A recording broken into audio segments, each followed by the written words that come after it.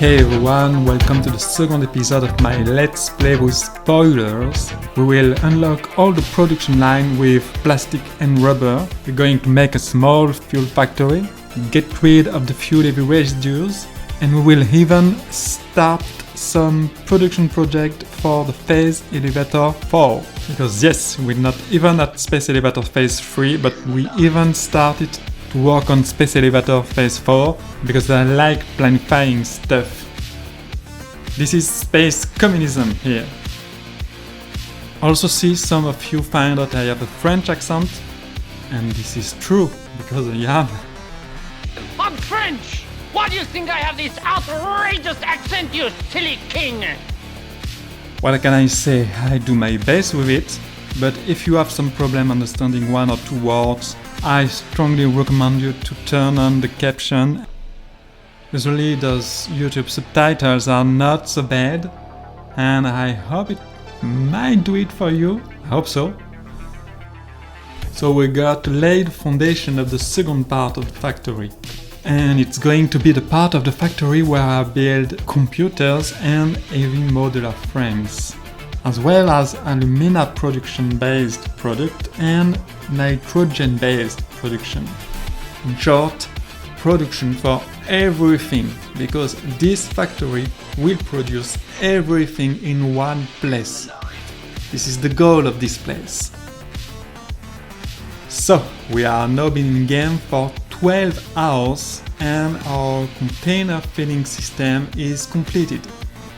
How it works is explained extensively in episode 1 of the previous episode, but to quickly summarize this system, it's designed to essentially manufacture the two pieces of the space elevator necessary for all the following one, that is to say the smart plating and the versatile framework, and thanks to some smart splitter systems that are strategically placed, all the excess production of all components of the iron and steel and copper production lines are stored into my open air storage area.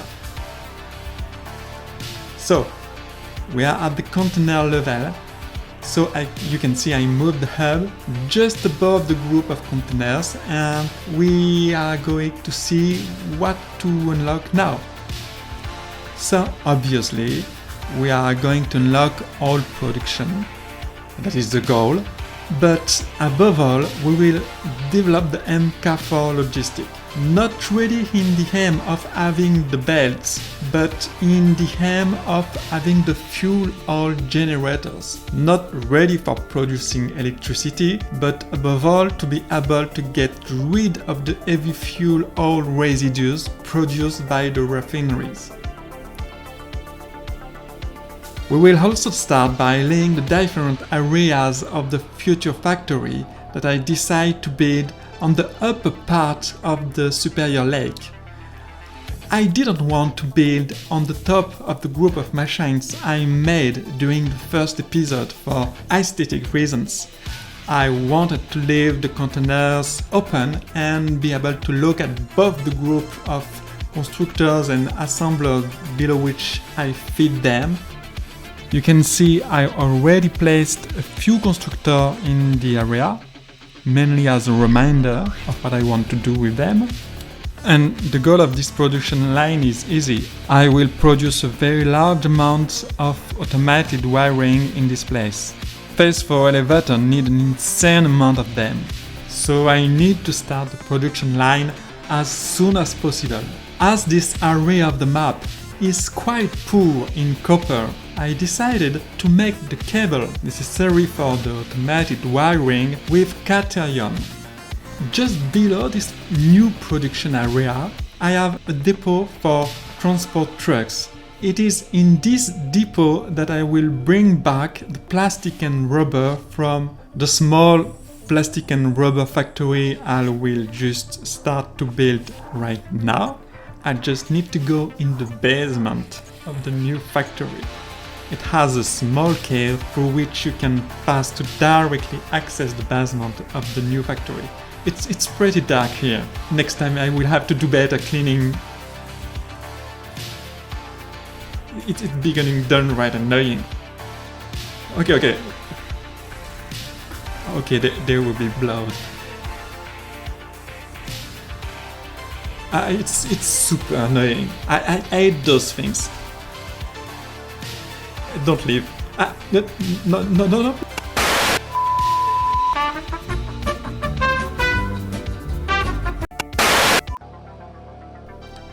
I don't know why I like to keep the spiders alive in the lower levels of my factories, so when you download one of my saves and you visit my factory, just keep that in mind.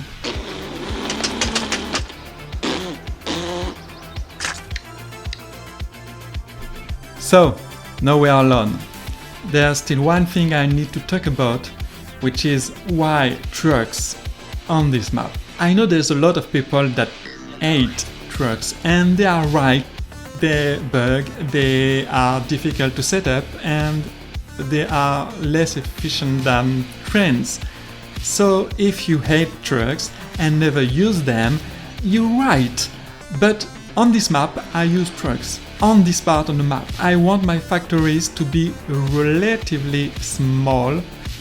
Look at you. You're just chasing me like you actually have a chance to catch me there. Your mother was a hamster and your father smelt of elderberries.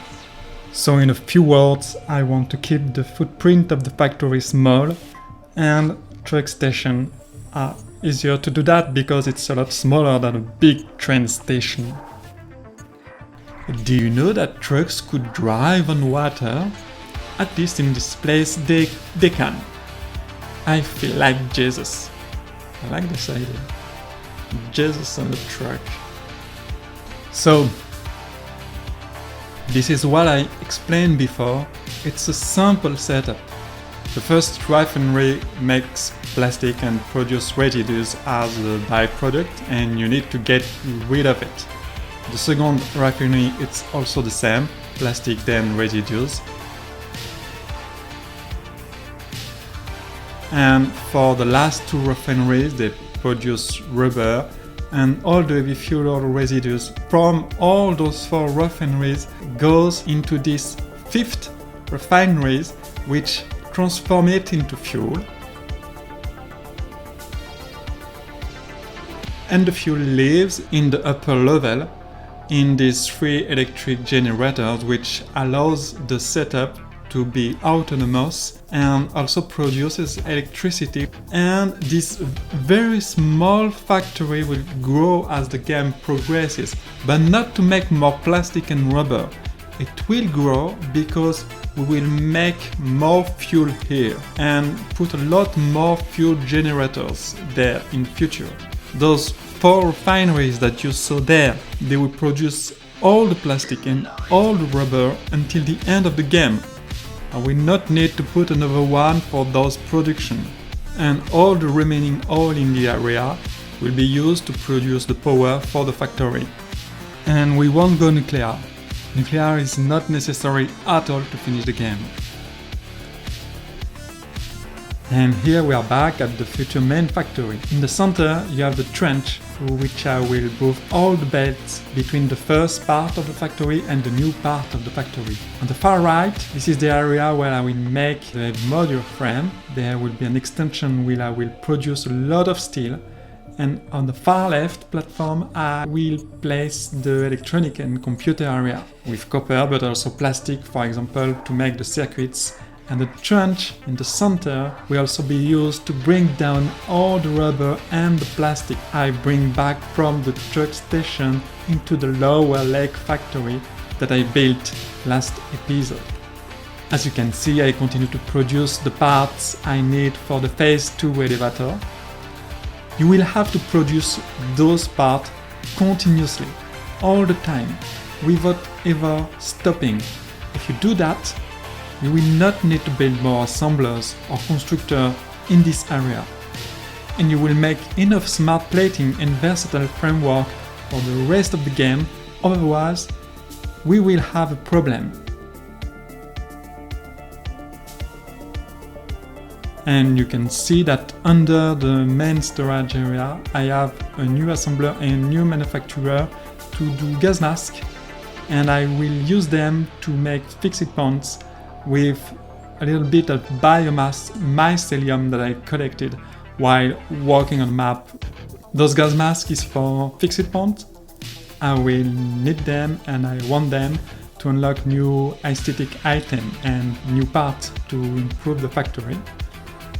Last, I have a new manufacturer. It's also just under the storage area. This manufacturer will very slowly build modular every frame with the excess of materials from the storage area. Everything I did not take from the automatic storage are directly back to this temporary manufacturer, but this is just for now. When I have built the new area intended for producing heavy modular frame in far larger quantities, I will no longer need this little manufacturer.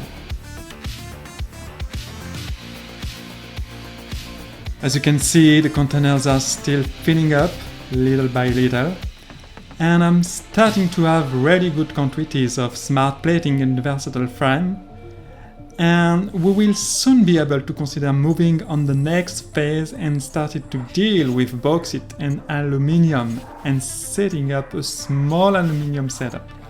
And that's what we will see during the next part of this Let's Play. Finally, you can see that I installed batteries in the basement and that I produce significantly more electricity than in the last episode, since I'm now at more than 1000 megawatts of power, and I will continue to rise for the moment. I have a slight surplus of energy which allows me to fill and fully charge the new batteries, and it will be useful because we are constantly going to be at the limit in terms of power and energy in this Let's Play. You can also see that the small coal foundry has also doubled in size. It will continue to increase. This allows me to produce those space elevator parts faster than we used to produce them in the last episode.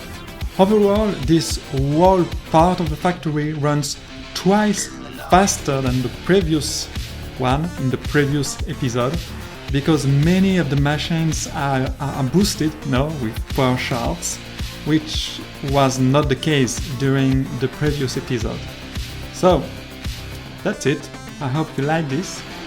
I really try to do this Let's Play by really going to the main informations to progress quickly in the game and reach the next tier 9, because yes, there will be a new tier 9 with a lot of new stuff and very complex new production line. We know it since a long time, and the goal of this Let's Play is to show you how to manage this upcoming complexity, this upcoming new complexity for the game without the need of several hundreds of hours of gameplay time. Again, I want to thank you so much for having watched this episode until the end. I'm really so grateful about that. So thanks again. Bye.